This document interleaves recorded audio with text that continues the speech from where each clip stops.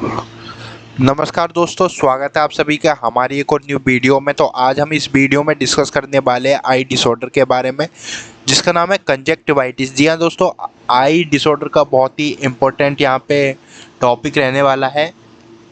तो देखिए, हम पूरी यहाँ पे इसकी डिटेल में जानकारी लेंगे कि होता क्या है, क्या इसकी डेफिनेशन है, क्या इसकी इटियोलॉजी है, क्या क्या इसमें साइन एंड सिम्टम देखने को मिलता है। तो चलिए सबसे पहले देखते हैं हम इंट्रोडक्शन। तो introduction, the membrane the lining the eyelids and the white part of the I sclera is called conjunctiva. यानी कि जो आई का वाइट पार्ट होता है उसे स्क्लेरा बोलते हैं, और उसके ऊपर जो मेम्ब्रेन होती है उसे कंजक्टिवा बोलते हैं हम। डेफिनेशन की अगर हम बात करें तो फर्स्ट डेफिनेशन अपनी यहाँ पे सिंपल सी रहने वाली कि conjunctivitis is also known as a pink eye और रेड आइज। इसमें क्या होता है कि जो कंजक्टिवा है उसका इन्फ्लामेशन हो जाता है, जिसकी वजह से उसका कलर यहाँ पे अपन को चेंज देखने को मिलता है। तो इसमें जो उसका कलर है वो वाइट पार्ट का, उसमें अपन को रेड या फिर पिंकिश कलर यहाँ पे देखने को मिलता है।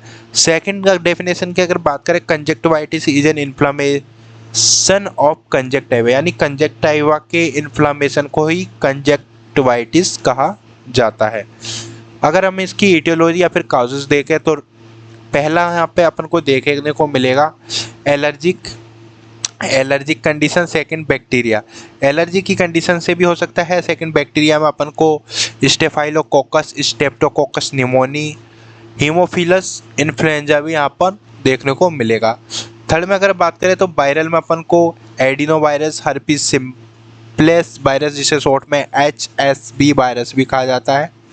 थर्ड में कॉक्स स्किन वायरस जो आप देख सकते हो।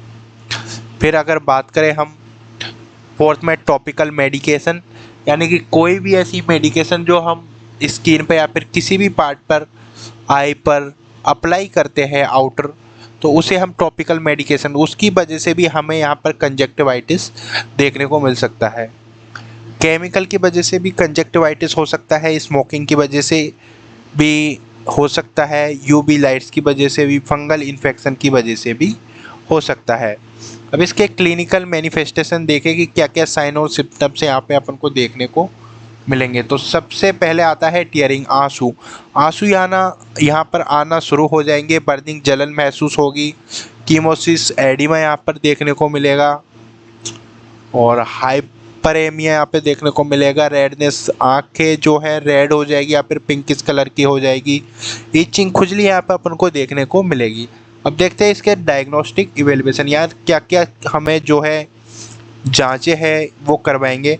तो सबसे पहले जो हर डिजीज़ में हम कंपलसरी है लिखना, दोनों भाइयों को हम कभी नहीं छोड़ेंगे, हिस्ट्री कलेक्शन और फिजिकल एग्जामिनेशन। ये ऐसे डायग्नोस्टिक इवेल्युएशन के पार्ट है जो हम किसी भी डिजीज़ में हम इसे लिख सकते हैं। हर डिजीज़ में हम हिस्ट्री कलेक्शन यहाँ पे करेंगे, फिजिकल एग्जामिनेशन हर बार करेंगे। उसके बाद में आता है कल्चर ऑफ सीक्रेशन, जो भी आँख से निकल रहा है, को जो भी सीक्रेट हो रहा है उसका कल्चर हम करेंगे। फिर आता है कंजक्टिवल इंसिजनल बायोप्सी, यहाँ पर अपन कर सकते हैं। फिर देखते हैं इसका मैनेजमेंट। तो सबसे पहले आता है इसका मेडिकल मैनेजमेंट। तो मेडिकल मैनेजमेंट में क्या क्या आता है, सबसे पहले आता है एंटीबायोटिक्स, जो कि बैक्टीरियल इन्फेक्शन है उसके लिए यूज़ आगी। फिर आती है एंटीवायरल, फिर आती है एंटी फंगल, एंटी इन्फ्लामेटरी या फिर एनाल्जेसिक ड्रग्स, जो कि पेन के लिए या फिर इन्फ्लामेशन के लिए यूज़ करते हैं। फिर नर्सिंग मैनेजमेंट में called compression helpful for allergic and irritative causes, यानी कॉल्ड यहाँ पर कॉल्ड कंप्रेसिस का अपन यूज़ करेंगे, जो कि एलर्जिक कंडीशन और इरिटेटिव, जो कि आँख में इरिटेशन होता है उसमें उससे रिलीफ मिलेगी। प्रॉपर हैंड वॉशिंग करेंगे, प्रॉपर हाइजीन मेंटेन करेंगे ताकि इन्फेक्शन है जो फैले नहीं। अवॉइड एलर्जिक एनवायरनमेंट, जिस एनवायरनमेंट से पेशेंट को कंजक्टिवाइटिस की जो इंक्रीज है वो अवॉइड करेंगे। फिर करते हैं अपन नर्सिंग डायग्नोसिस। नर्सिंग डायग्नोसिस में दो सिंपल से डायग्नोसिस है। Acute pain related to inflammation of conjunctiva, जो कंजक्टाइवा में इन्फ्लामेशन है उसकी वजह से पेशेंट को पेन हो सकता है, तो ये अपना एक डायग्नोसिस है। सेकंड डायग्नोसिस ये है कि anxiety related to lack of knowledge about disease process, यानी कि जो डिजीज़ की जानकारी नहीं है पेशेंट को, इसलिए पेशेंट को थोड़ी सी एंजाइटी हो सकती है, क्योंकि पेशेंट घबरा सकता है कि आँख में कुछ ज़्यादा परेशानी ना हो जाए, आँख से अंधा ना हो जाए, तो उसकी वजह से भी जो पेशेंट को प्रॉपर नॉलेज नहीं है तो उसके लिए भी एंजाइटी हो सकती है। तो दोस्तों वीडियो कैसी लगी आपको, प्लीज़ वीडियो को लाइक करें, चैनल को प्लीज़ सब्सक्राइब करें। आपके सपोर्ट की बहुत ज़्यादा ज़रूरत है, और कमेंट करके ज़रूर बताएं कि क्या चीज़ हमें इम्प्रूव करने की ज़रूरत है। वीडियो देखने के लिए धन्यवाद, मिलते हैं।